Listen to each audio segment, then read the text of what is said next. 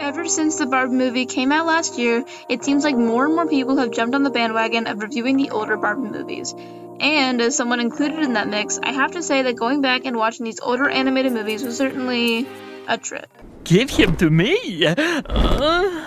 But one of the most underrated ones and first ever animated movie is one of the most mind-boggling Barbie movies in existence. And if you're into dissecting the lore of the BCU, then it's an important movie that can't be missed.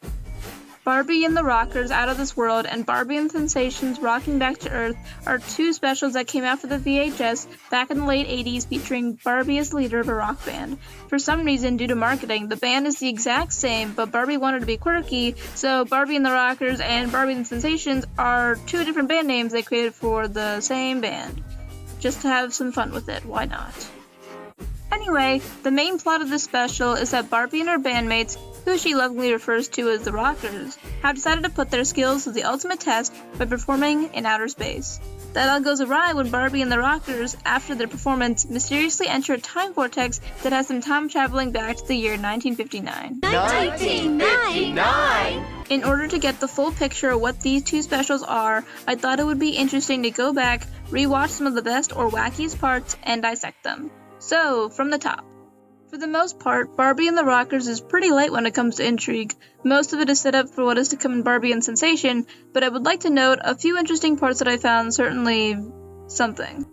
For one, Barbie is randomly just the first ambassador of world peace, so that's something. Request the pleasure of your company at a ball to be given in your honor as the first ambassador for world peace. Oh my! But also, they do take time to actually reference a real moment in history and potentially give us a timeline for when all of this is taking place. To explain, Barbie tells the world that they are playing on the first day of International World Peace. That is a real day, celebrated on September 21st, 1981. However, later when Barbie is in 1959, she asks if the date is September 25th. Now this could either be a mess up on the writers, or the actual day they were set to arrive back from the show was September 25th. Going with that premise, this would mean that even though these specials came out in 1988, the events in the special are taking place in 1981, which is always a possibility. With that thought, if Barbie was born in 1959 in the actual special, she would be 22 years old, which does check out and something I think we should consider mostly canon. Anyway, it ends with them singing a song and all is well with the world. And then in Barbie and the Sensations, everything goes. At the beginning of Barbie and the Sensations, they find themselves immediately flying into a vortex for who knows why. All we know is that when we get there, we are introduced to Dr. Mary Hu and his daughter Kim, who explain to them that they are in the year 1959. Jumping away from the movie to do a quick Google search, you will find that the exact year that Barbie was created was 1959. Now, we don't know for sure whether that's the year of her birth in this movie, but still, it's very suspicious. Already, this is creating complications because there's a baby Barbie and also rocker Barbie existing at the same time. So, very confused how any of this is working. Also, the timeline of events has already been broken, seeing as how Dr. Mary Hu now knows that the invention of space shuttles, something very similar to what he was building, is now confirmed to exist in the future. And it will happen. Man will go into space. And a lot more, Dr. Mary Hu. What makes everything worse is that Barbie and the Rockers not only stay, but decide to release new music. It's understandable that they currently have no way of getting home, but surely they wouldn't be dumb enough to simply go about their lives as if nothing happened. Right? You would be wrong, dear listener. They release a track and perform so many shows, thoroughly ruining the entire timeline of events even more. Just a small side note here, but I hate the way that Barbie says thank you in this scene. It feels like a glitched out NPC. Thank you! Thank you! Thank you! Anyway, finally Dr. Mary Hu finds a solution to their problem. Just need to repeat those same chords with the planets in the same position. Great, all they have to do is play the same chords they did before with the position of the planets in the exact same place as when they were doing their concert in 1987. It's crazy that through Barbie explaining the situation, probably briefly, he was able to come up with a whole solution to the problem of time travel. But, I guess through the power of friendship and stuff. Before they set off back home, Rocker Barbie gives Kim, the little girl, a necklace to remember her by. Then Barbie and the Rockers performed with the same chords they were playing in 1987, somehow remembering the exact place each planet was in orbit at the time of the performance and making it back to 1987 at the same time as their outer space concert.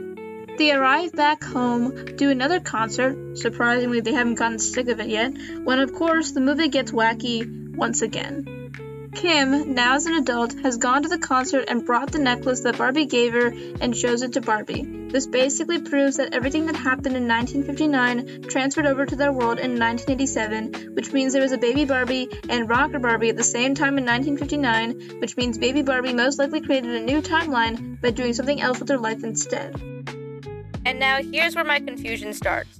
When they leave 1959 and head back to 1981, they don't come back. So do people think that they just died until 1981 when they miraculously survive? I mean, sure, Kim and Dr. Maryhu could explain it to the people, but would they believe it? To be fair, Kim earlier told some girls that Barbie and the Rockers just fell from the sky, but those were young girls. Would the adults believe it? And also, they had the first space concert in 1981 and 1959, which is impossible, especially because the same people are doing it in different years, which makes no sense. Also, can we talk about whether or not Barbie grew or changed in the years that she's been gone? Like, from 1959 to 1981, was there any difference in her? Because I feel like she looks the exact same, which is complicated. Also, another random thought, but Dr. Maryhu and Kim were so astonished by the sight of a space shuttle in 1959, how are people not surprised in the crowd? But getting back to the main question, what happened to the people in 1959, and also what happened to the Barbie that was born in that year? Now, I don't have all the answers to these questions, but here was a thought that I had about the whole predicament. Please feel free to add on or expand on this theory, though I would love to hear what other people have to say. Here was my initial theory that I don't think completely makes sense, but I think it's a good starting point. I think similarly to Princess and the Pauper, Princess and the Pop Star, and Princess and the Blogger one or whatever, the two Barbies met at some point. And I think that with the knowledge of how to traverse through time, Rocker Barbie explained to Baby Barbie how she was able to go back to 1959. With that knowledge, Baby Barbie, which is now an adult Barbie in 1987, finds her own Kim with the more annoying and bratish Kelly, and whenever this adult Barbie tells a fairy tale story, she travels back to the creation of that story through singing or dancing or paintbrushing or whatever, and the world in which Barbie is a fairy tale character is simply just adult Barbie creating more universes where she exists. I know that Barbie in the pink shoes does kind of ruin this because I believe it's revealed that it was Barbie practicing for roles, but there can always be more universes with different Barbies. Additionally, Barbie in the pink shoes is the last fairy tale story in the BCU, so maybe Barbie stops using the time traveling mechanism at the end of this movie. Anyway, these were the two specials that came out on VHS in 1988 and potentially changed the entire timeline. I haven't been in many Barbie threads, so I'm sorry if this has been talked about before. I just haven't been seeing enough attention being given to these specials, and with so much craziness, I needed to talk about it.